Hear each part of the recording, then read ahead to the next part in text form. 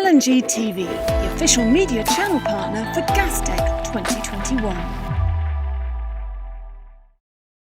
Well, I am delighted to be joined by Anatol Feygin, the Chief Commercial Officer of Cheniere Energy. Anatol, thank you very much for joining us here. How are you finding Gastech so far? Pleasure. Thank you for having us. It's a good event. It's for many of us first time to be back on this type of a stage. Some of us have snuck out for small trips here and there over the last year and a half, but this is the first time that you're seeing a lot of the customers and a lot of the partners that historically you've seen multiple times a year. So it's very good. Of course, not as well attended as in some of the years past, but a very good event for us nonetheless. It's good to discuss some of the big topics face to face. Now, you're on a panel today asking how gas and LNG suppliers can reduce emissions across their value chain. What do you think are some of the important areas that you can focus on with Cheniere? Well, first of all, I think it's critical for the industry to focus on this issue.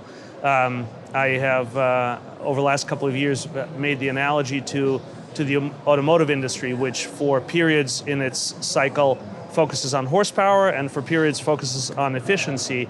We've gone through a big horsepower phase in the LNG space of adding a lot of capacity, and it's absolutely fair to have the industry now focus on the social license to operate, the life cycle emissions of LNG, and we at Cheniere have been spending a lot of time and effort on that over the last couple of years, really launched that in 2018, and this has been a year of unveiling a lot of the fruits of that labor. Things like our commitment to provide cargo emission tags with every cargo that we ship starting next year.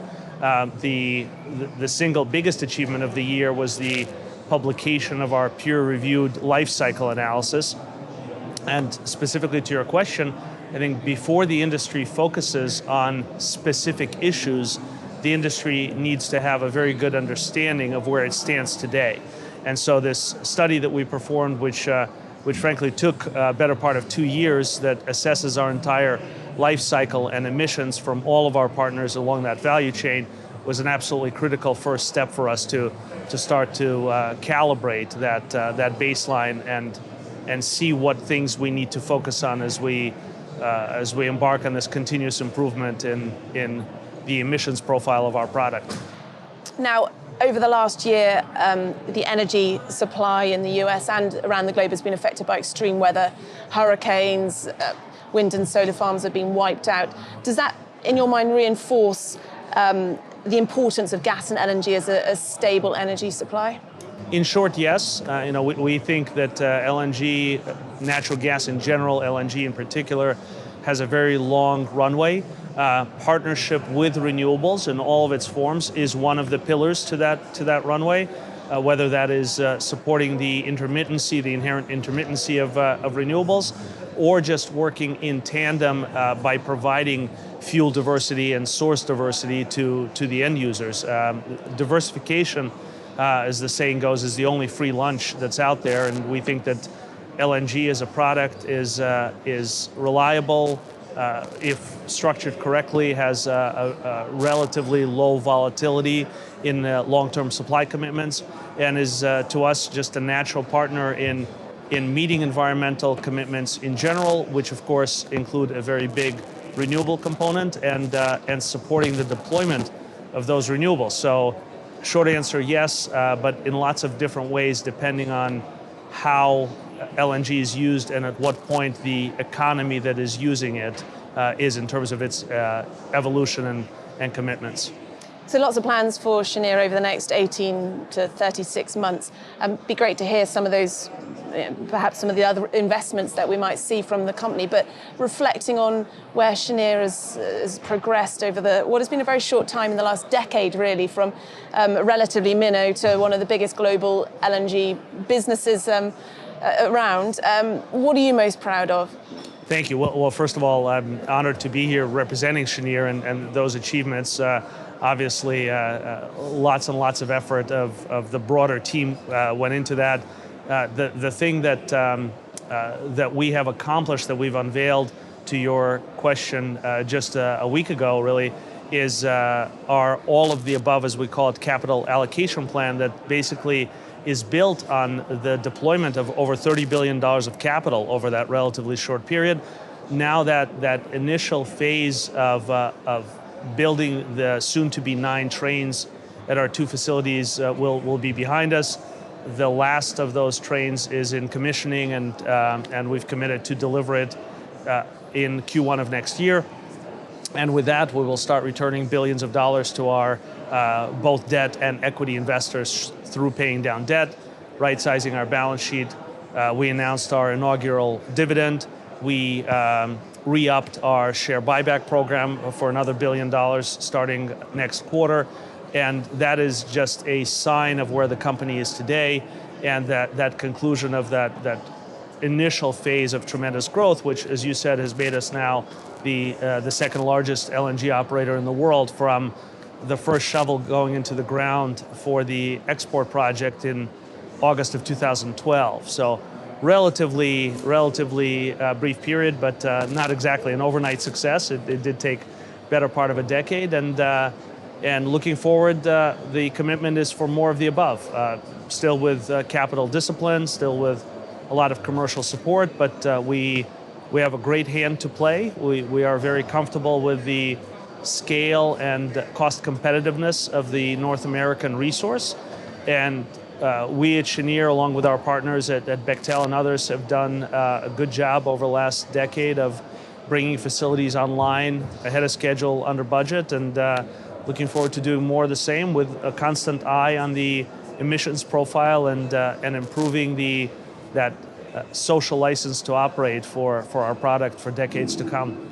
Obviously, having good relationships, working relationships with other firms is important, but is there something about the culture that you've created within Cheniere do you think that's another reason for your success? Well, it is a great culture. It's very collaborative.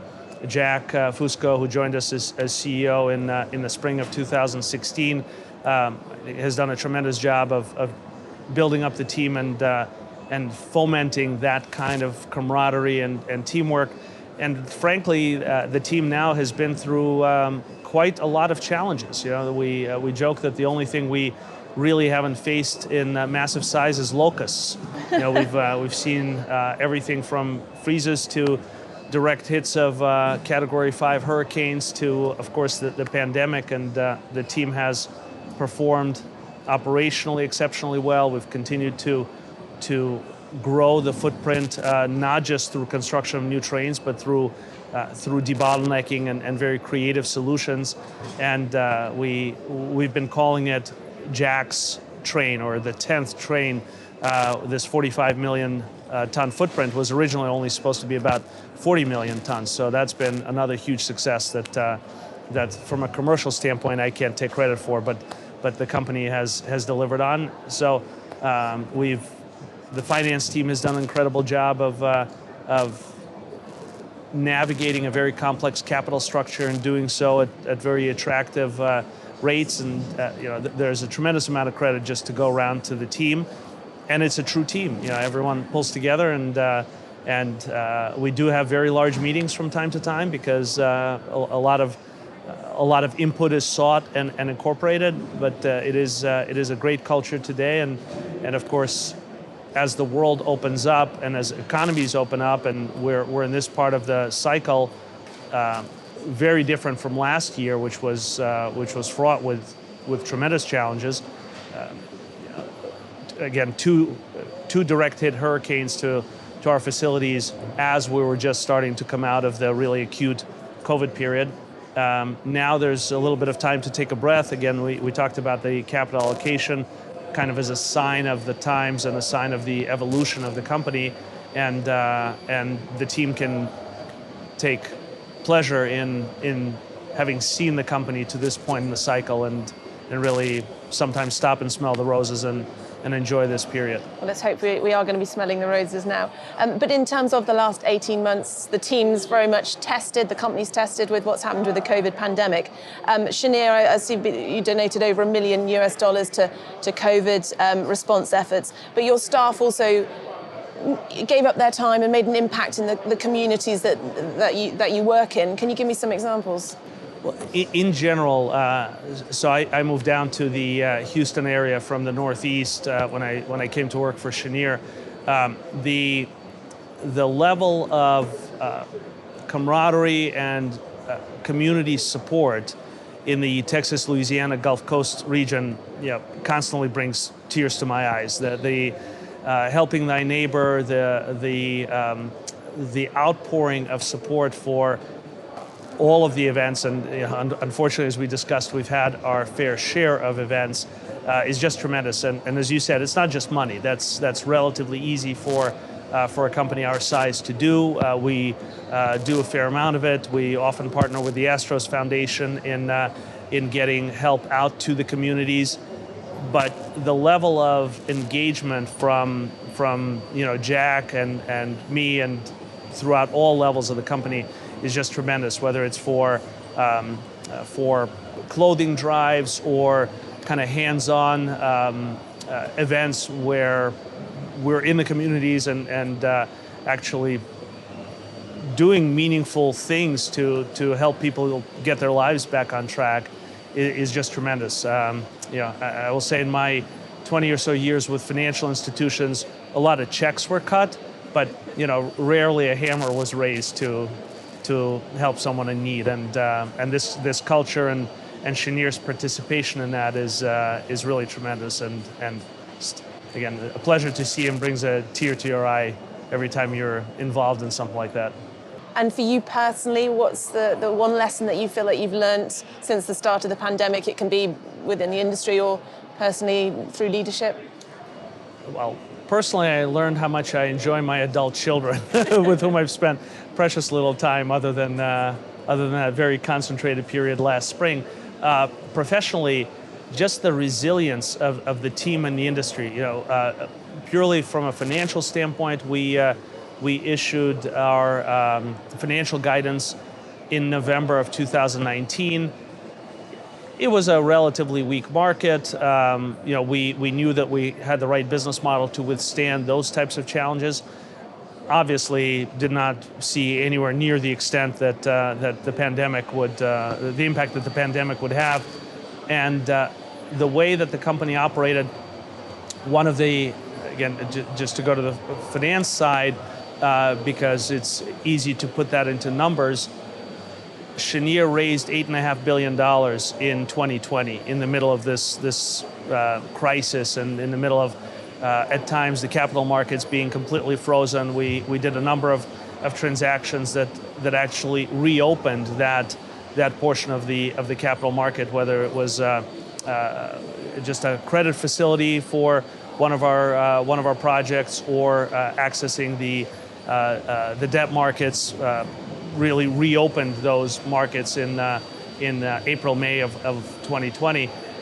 And then from an operational standpoint, the teams, with the constant challenges of the lockdowns, of COVID, being able to run the facilities and withstand the challenges operationally of the business model that allows our customers to flex volumes up and down quite dramatically. The U.S.